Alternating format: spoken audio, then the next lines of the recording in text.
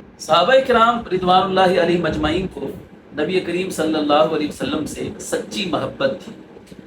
उस मोहब्बत की एक निशानी ये है कि वो अपनी पसंद के ऊपर रसूलुल्लाह सल्लल्लाहु अलैहि वसल्लम की पसंद को तरजीह दिया करते थे। हज़रत अब्दुल्ला बिन अमर बिन आस रदी अल्लाह अन्हु एक मरतबा सफ़र पर नबी अलैहिस्सलाम के साथ थे। आपने देखा कि हज़रत अब्दुल्ला रदी अल्लाह अन्हु ने चादर पहन रखी है जो उसफुर नामी बूटी से रंगी हुई है, सर्द रंग की। तो आप अलैहिस्सलाम ने देखकर पूछा कि अब्दुल्ला ये क्या है। हज़रत अब्दुल्ला कहते हैं कि मैं समझ गया कि आप अलैहिस्सलाम ने नापसंदीदगी का इजहार किया है।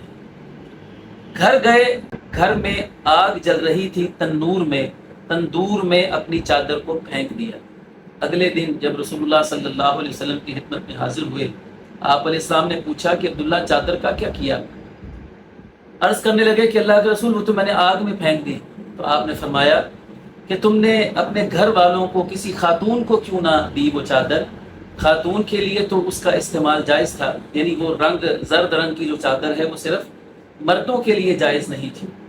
आप अंदाज़ा फरमाइए कि जिस चीज़ को अल्लाह के रसूल सल्लल्लाहु अलैहि वसल्लम ने नापसंद किया, हज़रत अब्दुल्ला रदी अल्लाह अन्हु ने उस चादर को अपने पास रखना भी गवारा नहीं किया और उसको आग में फेंक